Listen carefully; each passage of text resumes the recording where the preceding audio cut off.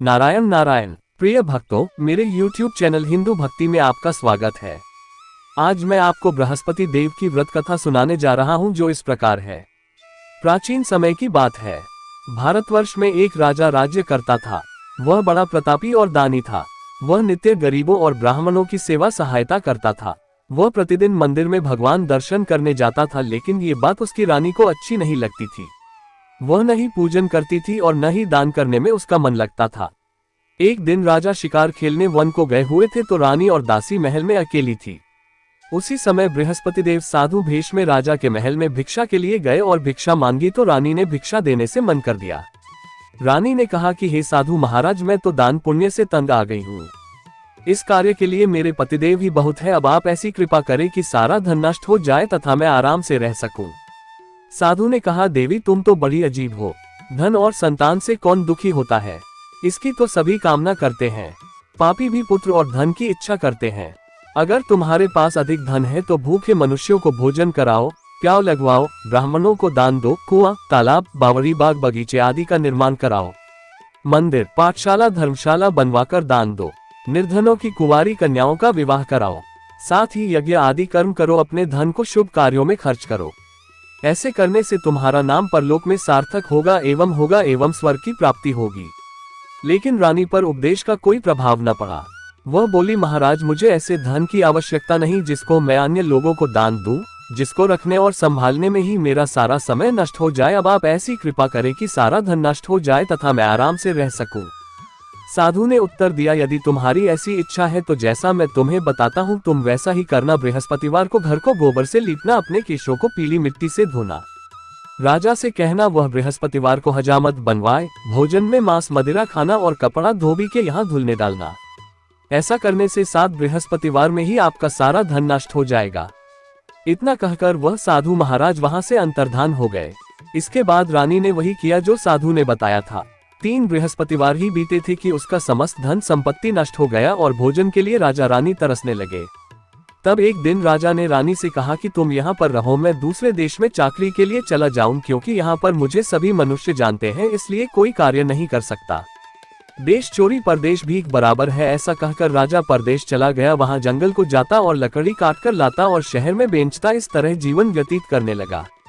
इधर राजा के बिना रानी और दासी दुखी रहने लगी। किसी दिन भोजन मिलता और किसी दिन जल पीकर ही रह जाती। एक समय जब रानी और दासियों को 7 दिन बिना भोजन के रहना पड़ा, तो रानी ने अपनी दासी से कहा, हे दासी, पास ही के नगर में मेरी बहन रहती है। वह बड़ी धनवान है। तू उसके पास जा और 5 सेर बेझर मांग कर ले आ, ताकि कुछ समय के लिए थोड़ा बहुत गुजर बसर हो जाए। दासी रानी की बहन के पास गई। उस दिन बृहस्पतिवार था। रानी का बहन उस समय बृहस्पतिवार की कथा सुन रही थी। दासी ने रानी की बहन को अपनी रानी का संदेश दिया, लेकिन रानी की बहन ने कोई उत्तर नहीं दिया। जब दासी को रानी की बहन से कोई उत्तर नहीं मिला तो वह बहुत दुखी हुई।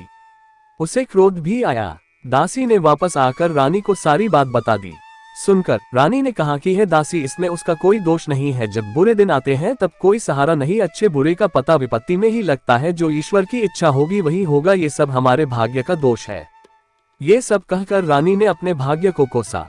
उधर रानी की बहन ने सोचा कि मेरी बहन की दासी आई थी, लेकिन मैं उससे नहीं बोली, इससे वह बहुत दुखी हुई होगी।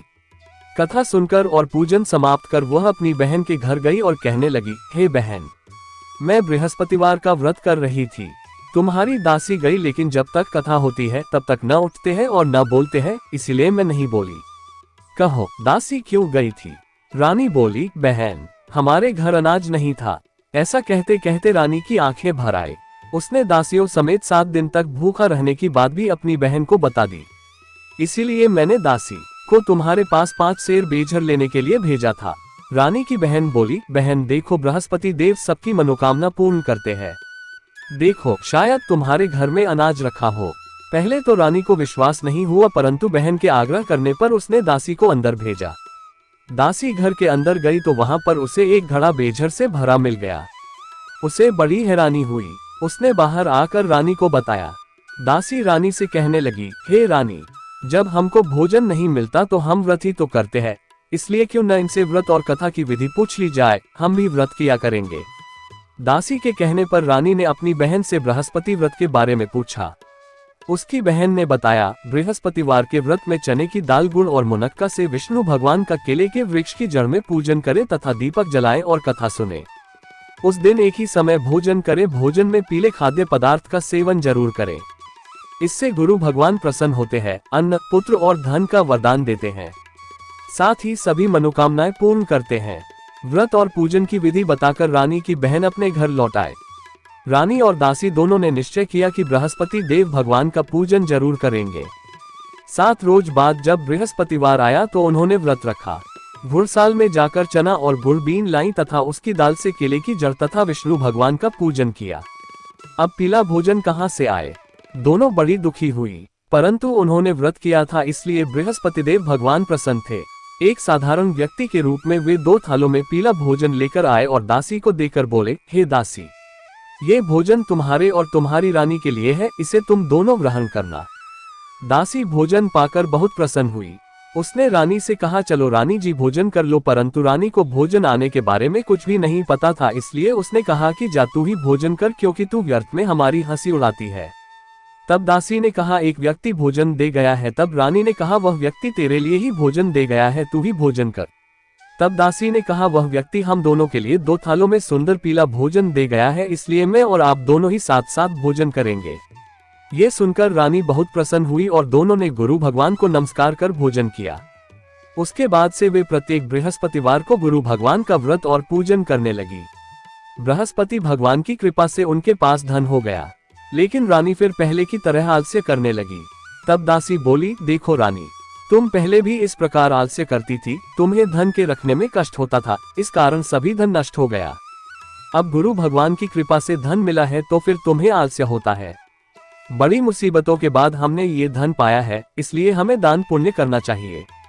अब तुम भूखे मनुष्यों को भोजन कराओ, प्याव लगवाओ, ब्राह्मणों को दान दो, कुआं, तालाब, बावड़ी और बाग बगीचे आदि का निर्माण कराओ, मंदिर, पाठशाला और धर्मशाला बनवा कर दान दो, निर्धनों की कुंवारी कन्याओं का विवाह कराओ, साथ ही यज्ञ आदि कर्म करो, अपने धन को शुभ कार्यों में खर्च करो, जिससे तुम्हारे कुल का यश बढ़े और स्वर्ग प्राप्त हो और पितर प्रसन्न हो।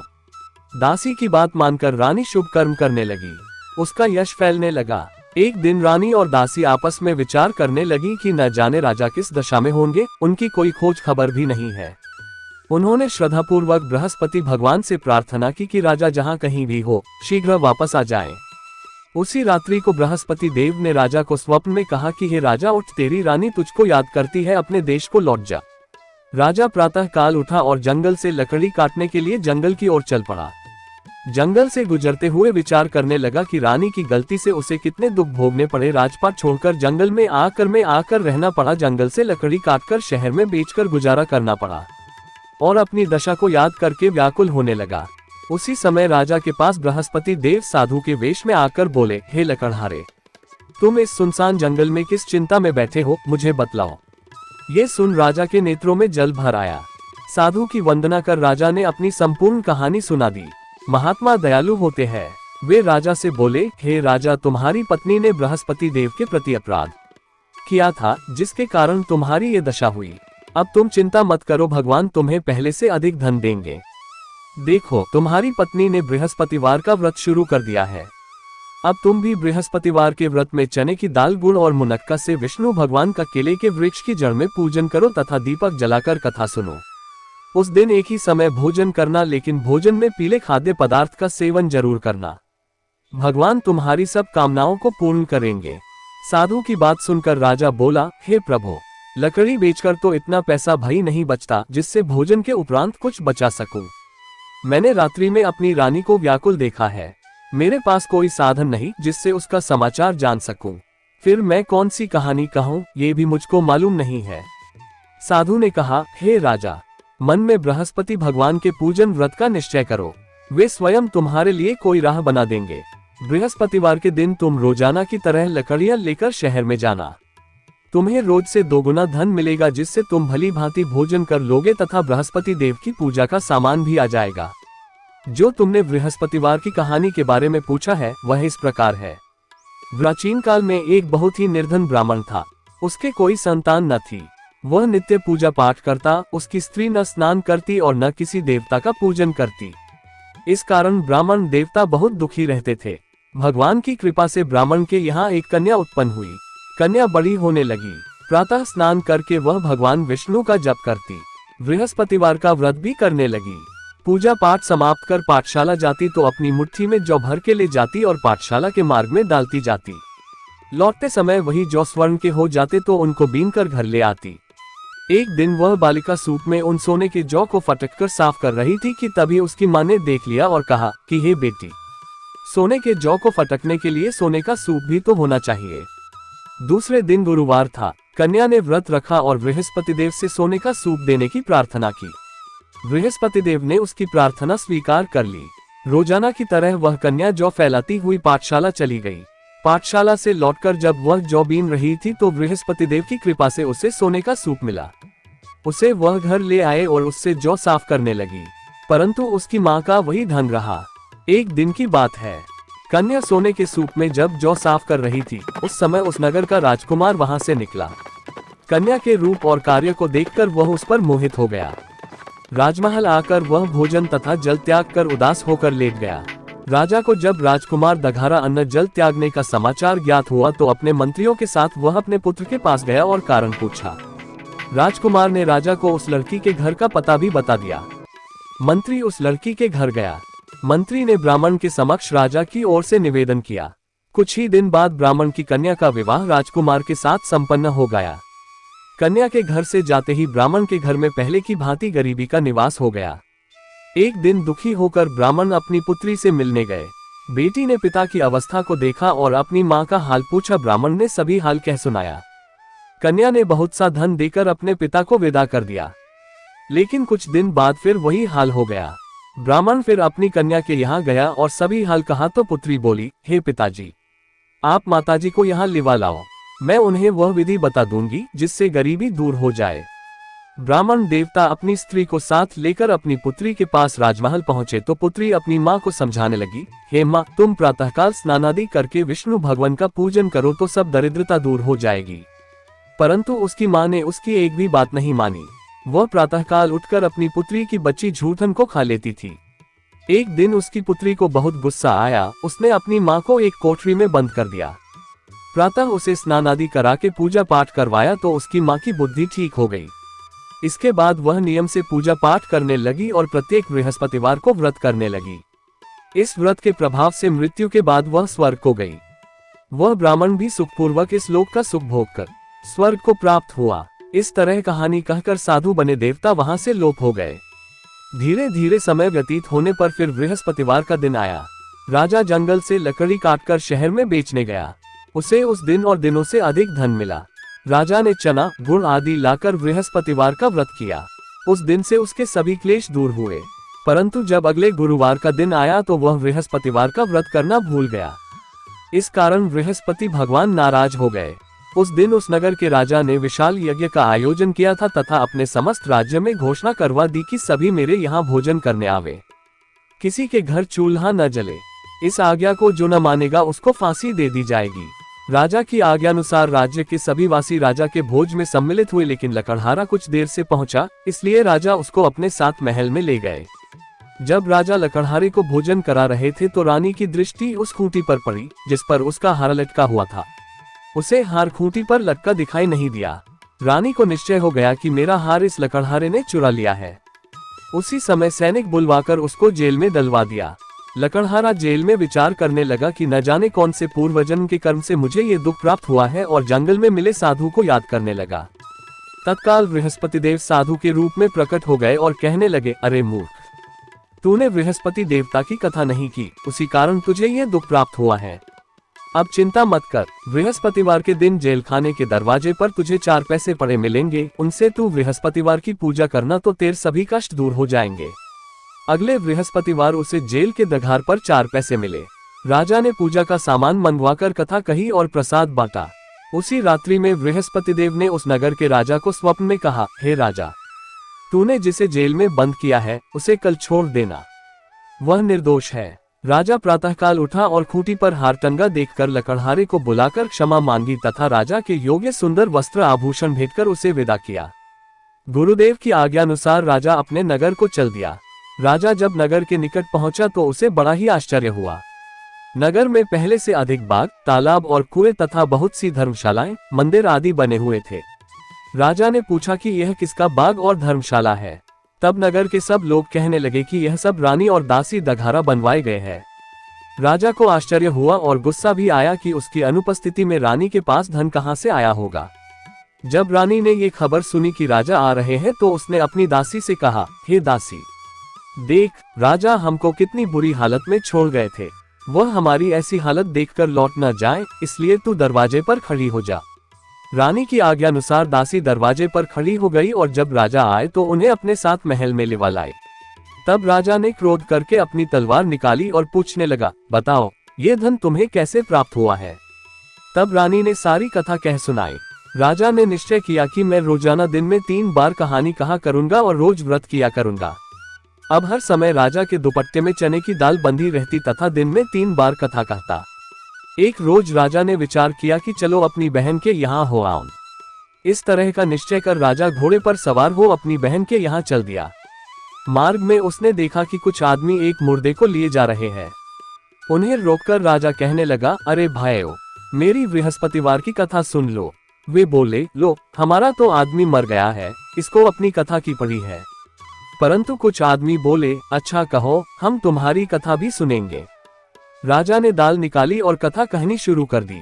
जब कथा आधी हुई तो मुर्दा हिलने लगा और जब कथा समाप्त हुई तो राम राम करके वह मुर्दा खड़ा हो गया। राजा आगे बढ़ा। उसे चलते चलते शाम हो गई। आगे मार्ग में उसे एक किसान खेत में हल चलाता मिला। राजा ने उससे कथा सुनने का आग्रह किया, लेकिन वह नहीं माना। राजा आगे चल पड़ा। राजा के हटते ही बैल पछाड़ खाकर गिर गए तथा किसान के पेट में बहुत जोर से दर्द होने लगा। उसी समय किसान की माँ रोटी लेकर आई। उसने जब देखा तो अपने पुत्र से सब हाल पूछा। बेटे ने सभी हाल बता दिया। बुढ़िया दौड़ दौड़ी उस घुड़सवार के पास पहुंची और उससे बोली, मैं तेरी कथा सुनूंगी, तू अपनी कथा मेरे खेत पर ही चलकर कहना।